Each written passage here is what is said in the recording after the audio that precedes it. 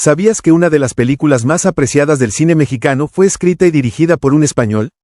Los Olvidados es una cinta de 1950 que cuenta la historia de un grupo de niños que viven en un barrio pobre de la Ciudad de México. Si bien, al principio fue un producto controversial y no fueron pocos los que exigieron que se retirara de las salas de cine y se expulsara a su director de nuestro país, al final fue premiada en el célebre Festival de Cannes de 1951. Ello trajo consigo que Luis Buñuel se ganara el respeto de los mexicanos y que la película se reestrenara y permaneciera 2 meses en cartelera. Pero, ¿por qué fue tan polémica? Pocos años antes del estreno del filme, se popularizaron películas que idealizaban a los pobres, retratándolos como personas que casi siempre estaban felices, se divertían y eran unidas. Los Olvidados, por su parte, dio una visión más cruda de la pobreza y presentó a personajes que, muchas veces, cometían actos cuestionables, derivados de sus carencias materiales y afectivas. En Los Olvidados no existen individuos buenos ni malos, solo se muestra una lucha por la sobrevivencia. Se evidenció, además, que un sector poblacional no recibía ayuda, era incomprendido y que, aunque se esforzara por hacer las cosas bien, no lo conseguía, ya fuese porque las circunstancias lo orillaran a corromperse o porque era arrastrado por malas compañías. Actualmente, Los Olvidados ocupa el segundo puesto en la lista de mejores películas del cine mexicano y ha sido nombrada Memoria del Mundo por la UNESCO. La UNESCO creó el programa Memoria del Mundo con el fin de preservar y proteger diversos materiales importantes de la historia de la humanidad. Durante su estancia en México, Luis Buñuel también dirigió otras películas: Gran Casino, El Gran Calavera, Susana, La hija del engaño, Una mujer sin amor, Subida al cielo, El bruto, Robinson Crusoe, El, Abismos de pasión, La ilusión viaja en tranvía, El río y la muerte, Ensayo de un crimen, Nazarín, Viridiana, El ángel exterminador y Simón del desierto. Como habrás notado, no fueron pocos los filmes que este director aportó a la historia del cine nacional, prueba de que la cercanía con otras culturas suma y nos enriquece. Papelita, de Karen Villeda, del libro Múltiples lenguajes de sexto grado. Por Aprende Fácil. Es una hora extraña entre días comunes. Es un tiempo que no amplía la luz. La última sobreviviente suele olvidar su destino. Espera con paciencia sobre el escritorio que ensombrece a la habitación. Son minutos en los que no se forjan lazos. Las hojas amarillentas la miran con lástima. Saben el solitario destino que le espera. Uno poco común, el de una vida tranquila. Unas cuantas hojas de papel son las que tienen éxito. Nadie altera su reposo. Se aligeran y su tonalidad palidece con el paso de los años. Envejecen hasta convertirse en esqueletos de celulosa. Las que no son tan afortunadas, se convierten en basura. La papelera siempre tiene espacio para una perdedora más. La ira ciega siempre tiene un momento de ternura. Recibe, con gusto, a los puños que se confunden con corazones. Es idéntica a ellos. Ella necesita un verdadero suspiro, pero la respiración más cercana se acelera. Su compás es inexacto y distorsiona las palabras. Es, entonces, que lo único que reconoce es el parpadear del mundo. Hay un zumbador sobre las ramas. Sus compañeros de vuelo se acercan. Aletean, forman un solo cuello emplumado de magenta.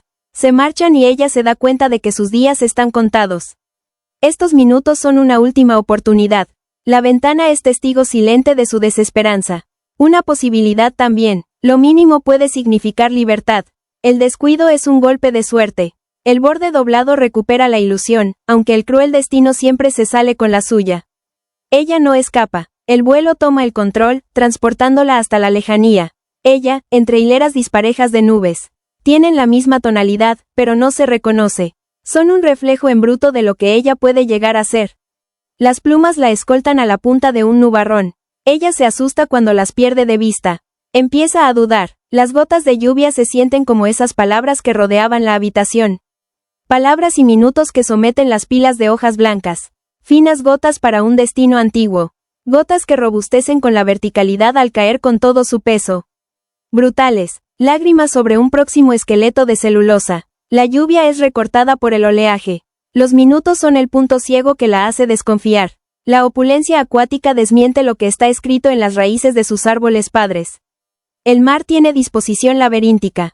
Ella no quiere perderse. Nada en sentido contrario. La corriente presume su fuerza rompiendo las coloridas bandas. Se ensaña con ella por su ausencia de oscuridad. Un relieve de olas la hunde cada vez más. La masa de agua, retratada en lo espumeante, no tiene un hilo conductor. No hay con qué romper. Ella persevera. Franquea las barreras de espuma.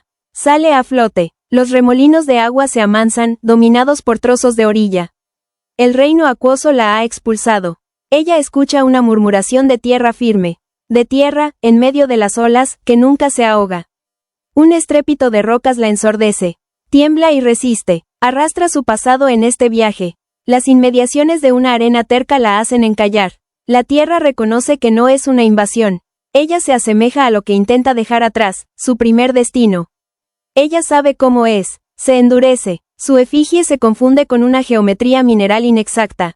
Ella se abraza a lo que, con desgracia, imita. Seré lo que más desprecio. Las rocas originales cabecean. No reconocen a los múltiples perfiles, son frágiles. La naturaleza firme no le da cabida a una desconocida. Ella gana su primera batalla. La gravedad es una ventaja. Juega carreras con bichos y bestias. A todos rebasa al rodar bajo la lluvia o entre tapices de hojas marchitas. Rodando, supera la eterna disputa de las estaciones. Ella está cansada. La madera reseca le sirve de apoyo. Hay una claridad que no entiende. Insiste en saberla de cierto. Quiere ser completamente blanca. Un fósforo hará realidad sus deseos. La necesidad quema. Un manojo de flamas le da significado. Son una misma estirpe entre la incandescencia. La revelación le causa estupor. Le queda un minuto para ser colosal. Pero sus fuerzas se extinguen. La hora extraña se inclina. Y ella se apaga. La ceniza es un destino mucho más digno. Ella ha perdido los días comunes para siempre. Sus restos intentan remontar. Ella quiere ir hacia las alturas, pero se extravía en el horizonte cuando pasas esta página. La Tierra de los Dinosaurios, del libro Múltiples lenguajes de sexto grado. Por Aprende Fácil.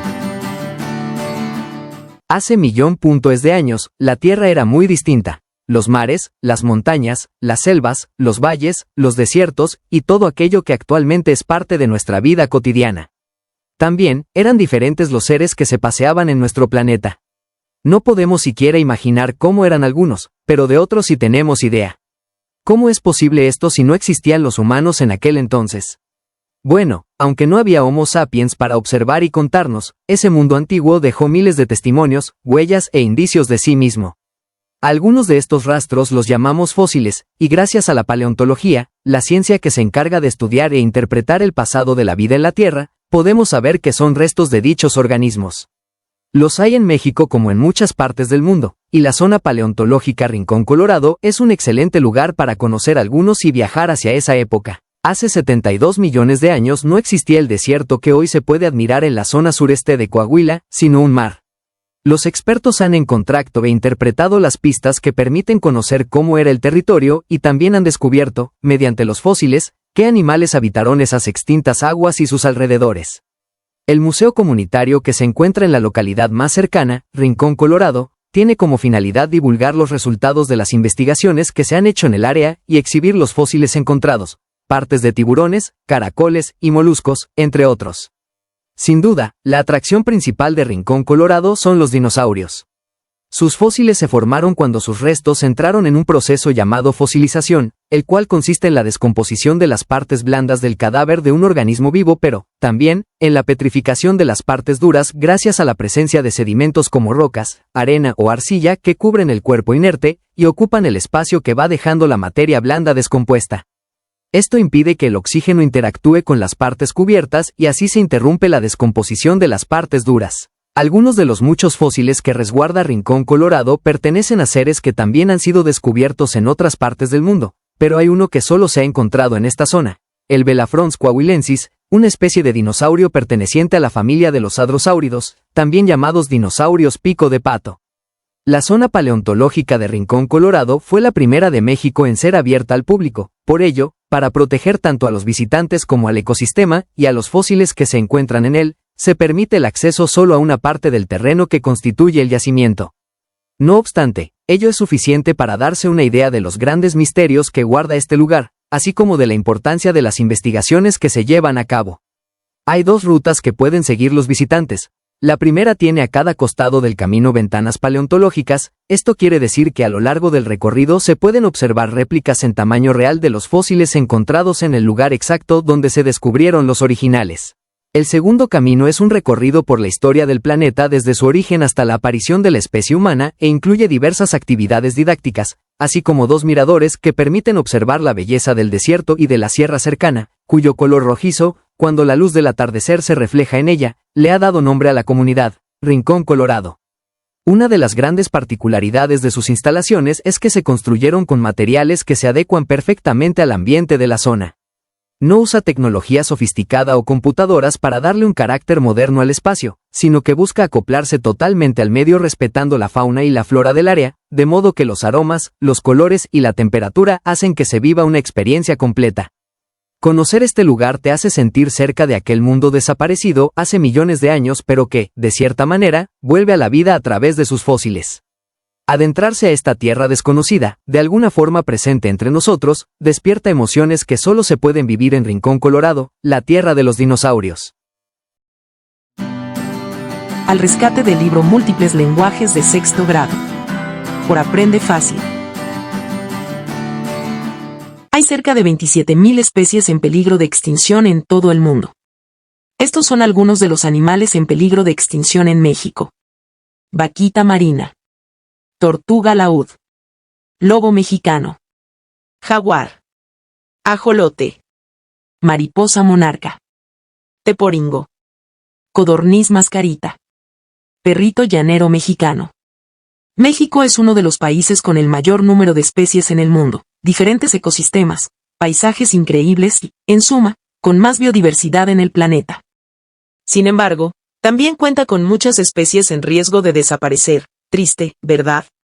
A pesar de los esfuerzos por parte de los gobiernos, de diferentes grupos de protección ambiental y de acciones familiares e individuales, 27.000 especies silvestres, es decir, que forman parte de la flora y la fauna natural, corren el peligro de perderse para siempre.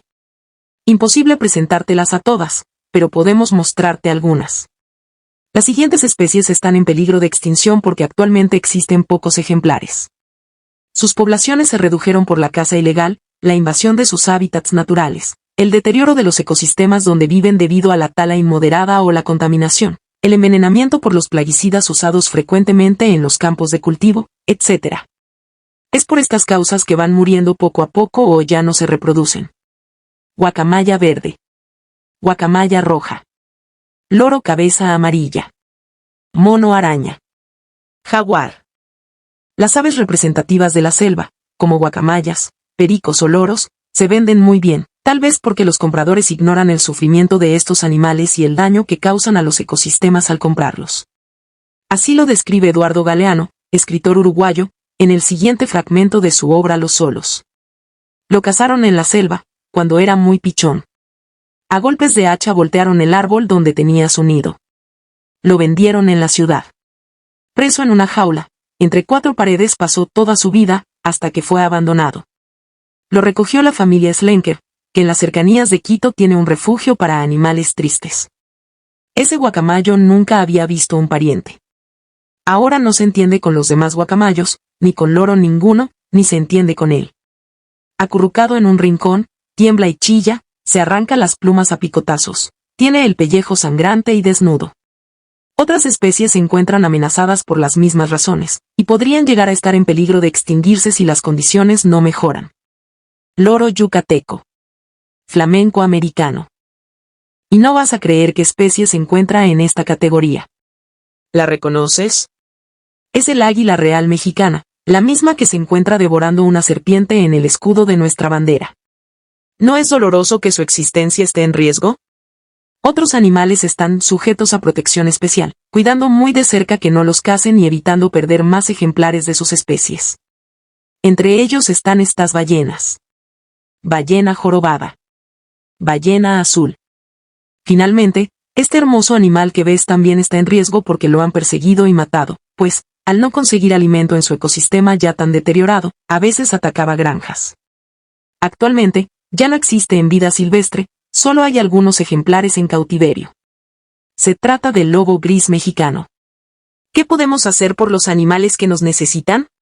No comprar animales silvestres, pensemos en su sufrimiento.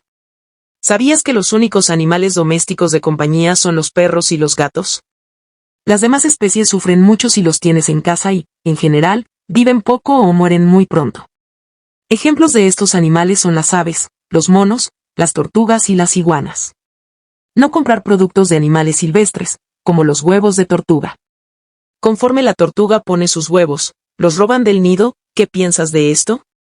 No comprar la piel de un jaguar, de un cocodrilo u otro animal para que su cacería disminuya. ¿Vale la pena tener un tapete a costa de la vida de este majestuoso animal, símbolo de nuestra historia y cultura? Cuidar el agua favorece la salud de los lagos, ríos y otros hábitats acuáticos. Reutilizar y apoyar el reciclaje favorece el cuidado de los bosques y disminuye la extracción de recursos de los ecosistemas. Promover campañas en la escuela para que todos sepan que estos animales nos necesitan y conozcan la manera de ayudar. Hagamos lo que esté en nuestras manos para rescatarlos y cuidarlos. Pirámides, pirámides y más pirámides, del libro Múltiples lenguajes de sexto grado. Por Aprende Fácil. Cuando escuchamos la palabra pirámide, probablemente aparecen en nuestras mentes los grandes monumentos arqueológicos que se encuentran dispersos en nuestro país. La pirámide de Cholula, considerada la más grande del mundo debido a su volumen. Las también enormes pirámides del Sol y la Luna en Teotihuacán. El castillo, ubicado en Chichén Itzá, cuya majestuosidad asombra a propios y extraños. La pirámide de los Nichos, en el Tajín, o la pirámide Botigua en el sitio arqueológico La Quemada, en Zacatecas. En México existe un número impresionante de pirámides y una gran diversidad de técnicas de construcción y de decoración. Sin embargo, nuestro país no es el único que tiene construcciones piramidales. También las podemos encontrar en otros lugares, así que vamos a conocer algunas de ellas. Pirámides de Egipto. Estas son, quizás, las más famosas del mundo. Fueron construidas por los egipcios en las ciudades que fundaron en los márgenes del río Nilo, un cuerpo de agua que recorre todo el territorio del antiguo imperio egipcio. Estas enormes construcciones fueron creadas como templos funerarios que guardaban en su interior los cuerpos momificados de los faraones, sus principales gobernantes. En su interior albergan diversas cámaras, es decir, grandes habitaciones bellamente decoradas, donde se encuentran los cuerpos de sus soberanos y grandes ofrendas. Estos edificios fueron construidos hace más de 4000 años y desde entonces generan un gran asombro a aquellos que los contemplan. Pirámides nubias en Sudán. Al sur del actual Egipto se encuentra Sudán, un país que albergó, hace más de 3000 años, la antigua cultura nubia. En la actualidad, se han descubierto más de 250 pirámides creadas por sus habitantes. A pesar de los importantes contactos entre esta cultura y los antiguos egipcios, las pirámides creadas por los nubios son muy distintas. Estas tienen una altura que varía entre los 6 y los 30 metros, además de que son más delgadas y pequeñas. Estas construcciones eran utilizadas como tumbas de gobernantes y funcionarios principales, por lo que cada una tiene una puerta ricamente decorada que permite acceder a la cámara funeraria. Pirámides de Güímar en las Islas Canarias. En Santa Cruz de Tenerife, la mayor de las Islas Canarias, en España, se encuentra una serie de misteriosas pirámides escalonadas cuyo origen aún no ha sido aclarado.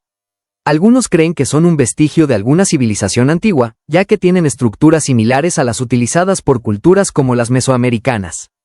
Sin embargo, otros sugieren que su existencia se debe a que, en el siglo XIX, en dicho lugar se desarrolló una explotación económica muy importante de la cochinilla, insecto utilizado para generar un tinte rojo con alto valor comercial, y que, para poder criar y reproducir al insecto en esa zona, fue necesario limpiar los terrenos y quitar las numerosas piedras volcánicas existentes.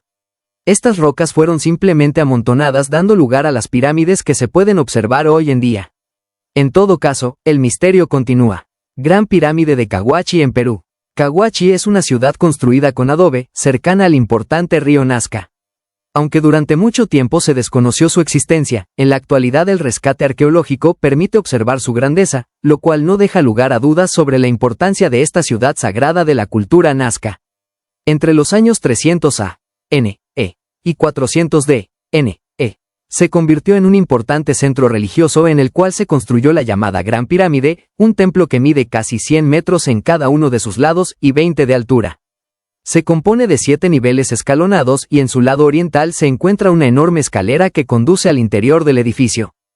Pirámide de Ko Ker en Camboya. En medio de la enorme selva camboyana, en el sudeste asiático, se encuentra la antigua ciudad de Ko Ker, la cual fue, durante el siglo X, capital del Imperio Jemer. En este sitio, actualmente deshabitado, se encuentra la única pirámide de la región, un templo ricamente adornado según la tradición Jemer. Cuenta con 7 niveles y 36 metros de altura. En este santuario se adoraba al dios hindú Shiva y, de acuerdo con la información existente, en la cima se encontraba una enorme estatua de 6 metros de altura que representaba a dicha deidad. Templo de Borobudur en Java. En el centro de la selvática isla de Java, en Indonesia, se encuentra el famoso templo budista de Borobudur, el cual fue construido entre los siglos 8 y 9 y se compone de 3 niveles. El inferior consiste en 5 terrazas cuadradas concéntricas. El siguiente tiene forma de cono truncado y alberga 3 plataformas igualmente concéntricas. El último nivel es una estupa gigante, monumento funerario con forma de montículo. Este templo fue abandonado durante mucho tiempo, por lo que la selva lo cubrió de vegetación. Llegó el momento donde parecía tan solo un monte. A inicios del siglo XIX fue descubierto, sin embargo, las condiciones naturales ocasionaron su rápido deterioro, de modo que debieron realizarse numerosos proyectos para salvarlo y darle mantenimiento. Solo así se ha podido conservar hasta la actualidad. ¿Cuánta variedad de pirámides, verdad? ¿Conoces algunas otras? Iglesias hundidas y sepultadas bajo el agua, la tierra y la lava, del libro Múltiples lenguajes de sexto grado. Por Aprende Fácil. Imagina que por varias semanas hace mucho calor, hay sequía y el nivel de algún lago, río o presa comienza a bajar y de la nada, ante la vista de todos, surge una iglesia o un pueblo entero entre las aguas. Ahora, supón que en lugar de agua lo que cubre a dicha iglesia sea un mar de lava o de tierra.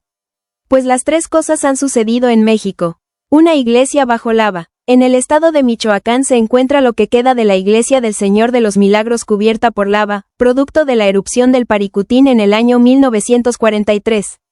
Aunque no lo creas, este volcán surgió una tarde que el señor Dionisio Pulido trabajaba el campo y sintió que la tierra temblaba y se abría, saliendo de ella fumarolas de azufre y chispas.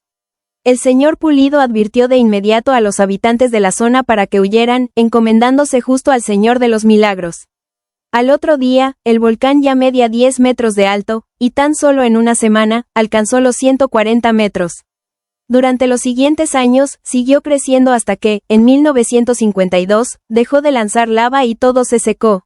Curiosamente, lo único que quedó de los pueblos Paricutín y Parangaricutirimícuaro que sucumbieron ante el magma ardiente, fueron las torres de la iglesia del Señor de los Milagros, lo que ha convertido al lugar en un atractivo turístico mundial. Una iglesia sepultada en la tierra. Algo parecido, pero con tierra, aconteció en otra localidad del estado de Michoacán, en Tlalpujahua, famoso ahora por fabricar esferas de Navidad y por un festival de cine que se celebra ahí cada año. En 1937, millones de toneladas de tierra extraída por años de la mina de oro 2 estrellas, provocaron un mar de lodo cuando las presas y ríos cercanos comenzaron a desbordarse luego de muchas horas de interminable lluvia. Aquello fue una catástrofe, pues de aquel famoso pueblo minero solo sobrevivieron 183 personas y la parte alta de la iglesia del Carmen. El lodazal mezclado con metales dañinos superó los 20 metros de alto, haciendo que el templo colapsara, excepto la torre y el altar mayor. De cualquier forma, el resto del viejo pueblo de Tlalpujahua yace bajo toneladas de tierra. ¿Puedes imaginarte eso? Iglesias que emergen de las aguas. Dada la sequía que en los últimos años se ha registrado en México, un extraño fenómeno ha sucedido con mayor frecuencia. El que de las aguas de un enorme lago, río o presa emerjan las torres de una iglesia en ruinas, causando gran sorpresa a los pobladores y cuestionamientos sobre cómo llegó allí. Sin embargo, dichas preguntas son incorrectas porque tales iglesias no llegaron a los lagos, fueron las aguas las que llegaron a ellas. Uno de esos ejemplos es la iglesia de la Asunción de María, en el istmo de Tehuantepec, en Oaxaca. Dicho templo dominico se construyó en esa región en el siglo XVI, pero en 1962 se inundó, quedando bajo las aguas para construir la presa Benito Juárez. Esa es la razón principal por la que varias iglesias y poblaciones han sido hundidas en México. Cuando el nivel de las lluvias baja, esos pueblos y templos emergen de nuevo. Los habitantes de la zona de Tehuantepec aseguran que cada 10 años dicha parroquia sale a la superficie debido a las constantes sequías que azotan a la zona desde hace 50 años. La última de ellas, en 2017, atrajo gran cantidad de turistas cuando los ríos Tehuantepec y Tequisistlán volvieron a reducir su caudal y la totalidad de la iglesia y su atrio pudieron verse una vez más. En esas circunstancias hay otra iglesia en el estado de Morelos. El templo de San Juan Bautista fue sumergido en el lago de Tequesquitengo a raíz de una inundación en 1845. Según reza la leyenda, bajo sus aguas también están las ruinas de un pueblo entero, pues dicha inundación fue provocada por una familia acaudalada para castigar a todos los habitantes por no querer trabajar en sus plantíos de caña de azúcar. Otra historia asegura que la iglesia y el pueblo se inundaron debido a que un gran sismo ocurrido en el siglo XIX fracturó la región haciendo que los ríos subterráneos comenzaran a brotar hasta que el pueblo sucumbió bajo las aguas. En el Estado de México se encuentra otra iglesia sumergida de la que también se ve solo el campanario. Se trata de la iglesia de Santo Tomás de los Plátanos en la presa de Santa Bárbara, inundada por la Comisión Federal de Electricidad en 1957 para construir una hidroeléctrica. 4 años antes, los pobladores trasladaron en una procesión las imágenes de la vieja iglesia a una nueva, a 6 kilómetros de distancia para fundar nuevo Santo Tomás de los Plátanos. Poco antes de abrirse las compuertas de la presa, hicieron una misa en la antigua iglesia para despedir al viejo Santo Tomás. La inundación tardó 2 días. Luego, el templo quedó todo cubierto, excepto la torre. Otro ejemplo es la parroquia de San Pedro Apóstol, en Churumuco, Michoacán, construida en 1800. Es famosa porque en 1813, José María Morelos y Pavón celebró ahí algunas misas, pues aparte de héroe, también era sacerdote. Aun con ello, en 1965, Churumuco fue inundado por las autoridades para construir la presa El Infiernillo.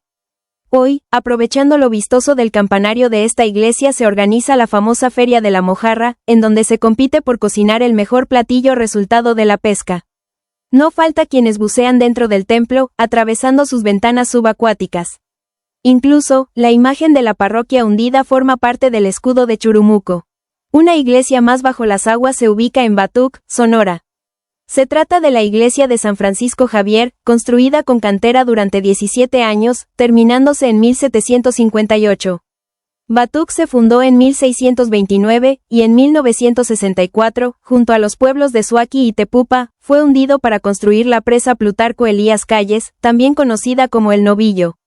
Luego de la inundación, los 3 pueblos conformaron San Pedro de la Cueva.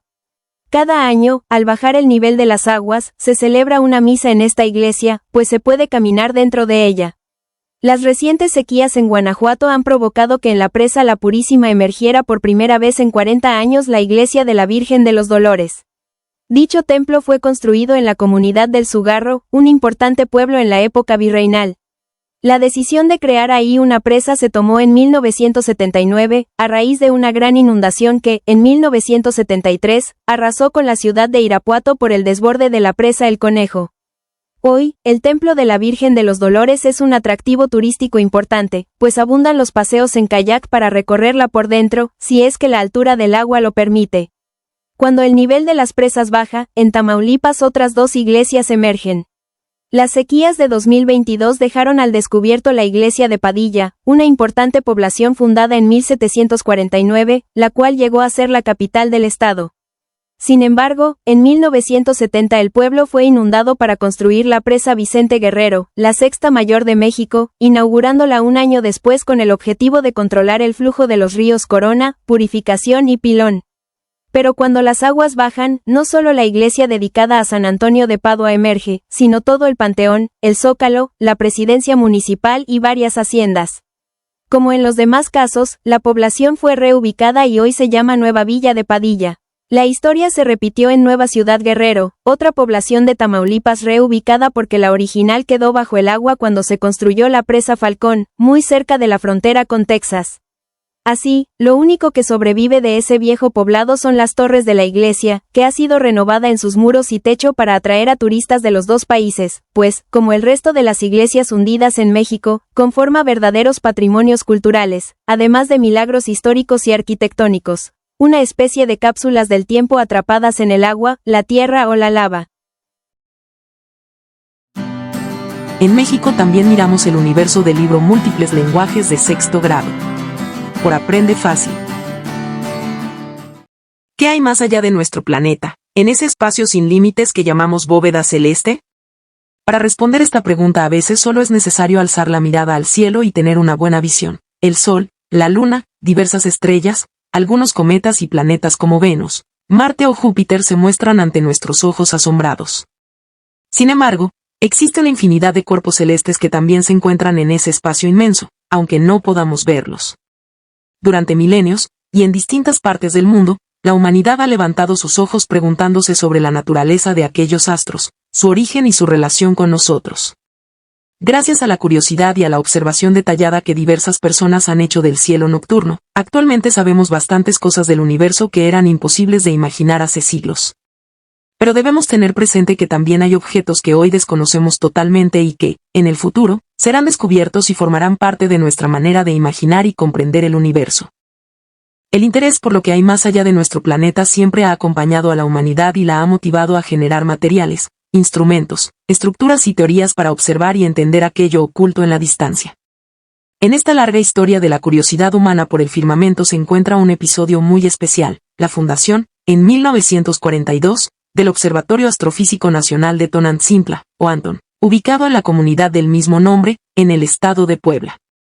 Este observatorio es resultado del inagotable esfuerzo de Luis Enrique Erro, un escritor y político cuyo amor por la astronomía, ciencia que estudia los cuerpos celestes, lo motivó a sumar esfuerzos con distintas personas e instituciones para construir el OANTON, uno de los observatorios astronómicos más avanzados e importantes de su época.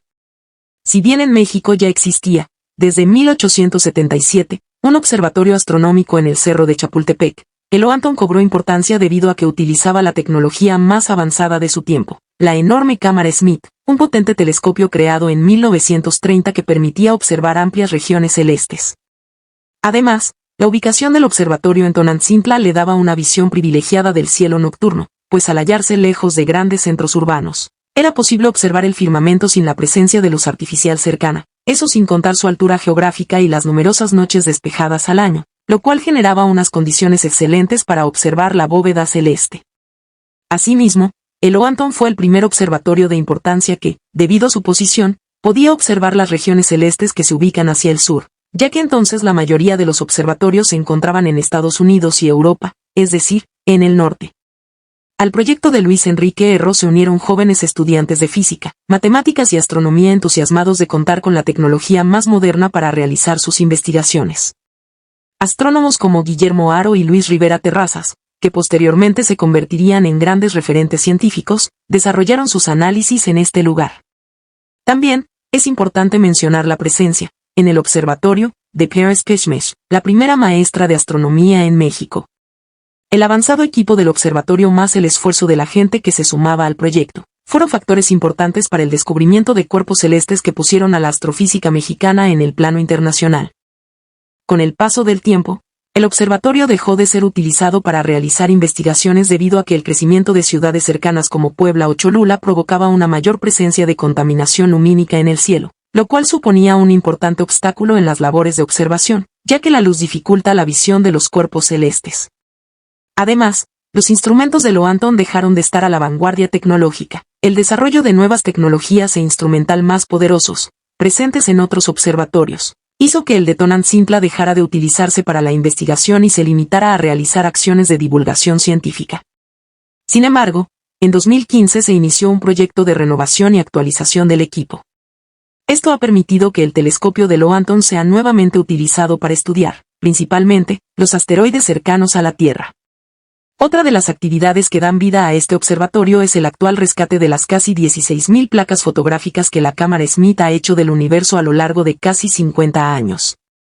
Estas placas son tan importantes, científica e históricamente, que fueron registradas en 2015 como parte del proyecto Memoria del Mundo, una iniciativa de la Organización de las Naciones Unidas para la Educación, la Ciencia y la Cultura, UNESCO, por sus siglas en inglés, que tiene como objetivo preservar y difundir el patrimonio documental del mundo.